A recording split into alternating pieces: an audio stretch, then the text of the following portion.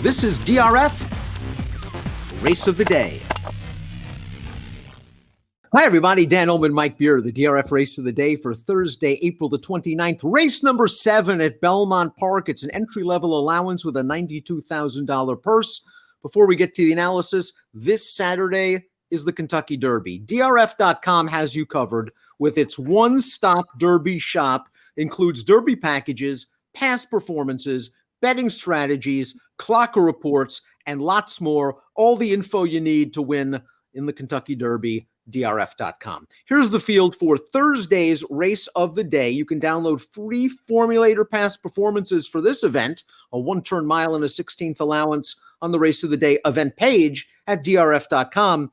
Access them and handicap along with us. Chad Brown Mike has the 4 hometown coming off of a maiden win at Aqueduct. Stretching out shouldn't be a problem for this horse. Second off the layoff, Chad's found a nice spot to debut this horse against winners. Yeah, true enough. I mean, more than anything else, that's probably what leads to him being even money on the morning line, Dan. He's still got a lot to prove, but he's also very lightly raced. He comes off of a win with a 90 buyer speed figure that makes him co-fastest on the way in here. And he's just facing a bunch of horses that have already had their chances. And for the most part, they're like claiming type horses.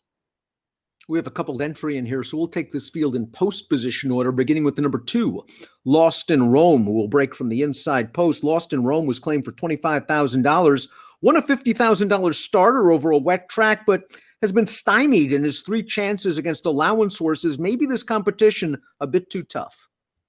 Yeah, this is probably an easier N1X than the last 3 that he's been in, Dan. 2 starts back, doubly blessed, ran a 97 buyer winning that race. Last time he got in against Mystic Knight, who ran a 99. Obviously, Lost in Rome is not good enough to run a race that's that fast. I doubt this race will be run like that. I feel like he's a better fit in a field like this, but that doesn't really make him that interesting. He's okay. The distance is fine for him. I think he'll get a good trip in this race. It's worth noting that Orlando Noda seems like he's started off this Belmont meet pretty live. His horses are running really well, so that's another thing to take note of with this horse.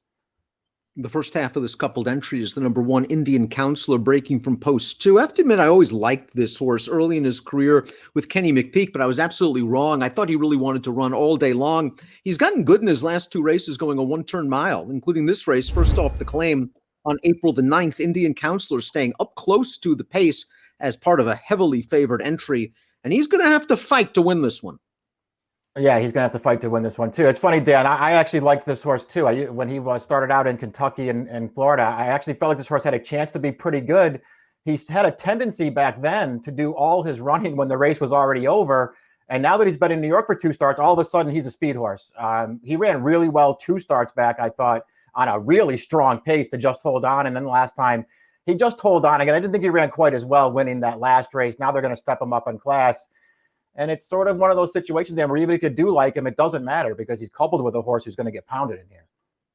That's the 3 Vintage Hollywood that goes out for Orlando Noda as well. This horse stepping up in class off a victory in a $32,000 claimer. Let's watch that race right now. Now, Vintage Hollywood has been stuck in this entry-level allowance condition for a long time, but he was much the best here for 32. Yeah, he was. He got a really good trip in this race. The 4-5 favorite who's on the lead right now just is not going to finish this race off. He's going to leave it up for grabs for the 3 horses right behind him. And it's going to be Vintage Hollywood who comes up the inside to prevail. He ran well again in here, Dan. He's just in really good form right now. I can't say that I love him stepping back up in class. But once again, this is not a strong N1X. Dust Devil is the 1A, and we're going to watch Dust Devil air in the slop, going 9 furlongs against $50,000 starter allowance foes. This horse made an early bid at the 5/16 to take over the lead, and he splashes home. Now, this by far was his best lifetime race, a 90 buyer speed figure. He loves a wet track. Was he dressed up because of the wet track, Mike, or is he simply just getting good right now? I think he might just be getting good. We'll see. He is a horse who has something to prove, I think, Dan. I was actually surprised. Not only was I a little surprised that he handled the 9 furlongs as well as he did there, I was surprised that he was let go at almost 5-1. I mean, he looked like a horse who could have been favored in that race. And for some reason, they stayed away from him. He won very easily. His race 2 back, I did not like quite as much. I mean, maybe he was ridden a little overconfidently there. But to me, that was a race that he probably should have won, and he didn't quite get the job done. He's a big player in here. We'll see what kind of price he is. Here's the even money favor on David Aragona's morning line. That's the number 4, Hometown. Winning his maiden first time. Chad Brown off a lengthy layoff. Got to give him a little extra credit. Winning going 7/8 off the lengthy layoff. Let's watch Hometown's race. Stayed up close to a solid pace, Mike. And this distance might be a little sharp for him. He kind of grinds this race out. He wins with a 90 Beyer speed figure. He's just better than these horses. He catches the right field. And he has the tactical speed where he can be close to the pace. Yeah, I agree with you. It'll be interesting actually to see how this race is run. There isn't a ton of speed in here. And as a matter of fact, Hometown might be fast enough to make the lead if that's where Chad wants him. Listen, I thought he ran fine in that race we just watched right there. I wasn't blown away by it. But, he did what he had to do to get the job done. His prior start at Saratoga when they stretched him out. I mean, he ran really well that day too, Dan, going 9 furlongs around 2 turns. He just failed to hold on at the end, but he ran well.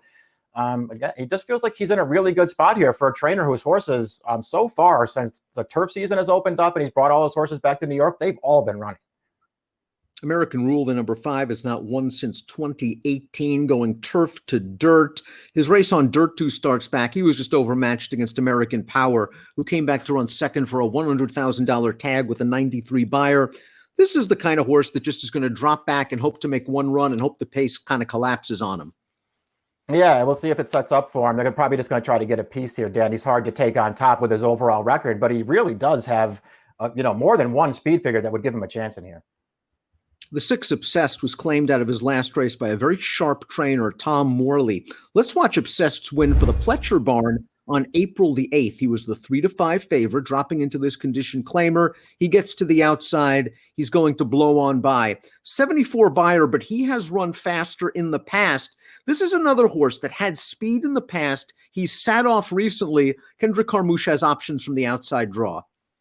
Yeah, they could certainly send this horse to the front and see what happens there. And I won't be surprised if they do it. He ran fine in this race too, Dan. It was a class drop. I think Pletcher was probably just tired of this horse, finishing second several times and not getting the job done. And then, of course, he didn't run well 2 starts back. So they dropped him. He won. Morley, I think this could be a pretty smart claim. Top pick time for our Thursday race of the day, the 7th at Belmont. Hometown, the horse to beat for Chad. I just couldn't go against him, Dan. I just don't really like the alternatives. To me, the horse that is most likely to beat him, I think, is your top pick, Dust Devil. They're going to be the 2 favorites. I have him 1-2. If it rains, I'd like Dust Devil a lot more. He really likes a wet track. We'll see what Hometown does first time against winners. Maybe the pace will be a little bit more solid, but he looks very promising off that 90 Beyer effort. I do think Dust Devil is on the improve. 1A453 for me, 41A63 for Mike. It's the Thursday race of the day, the 7th at Belmont. Good luck.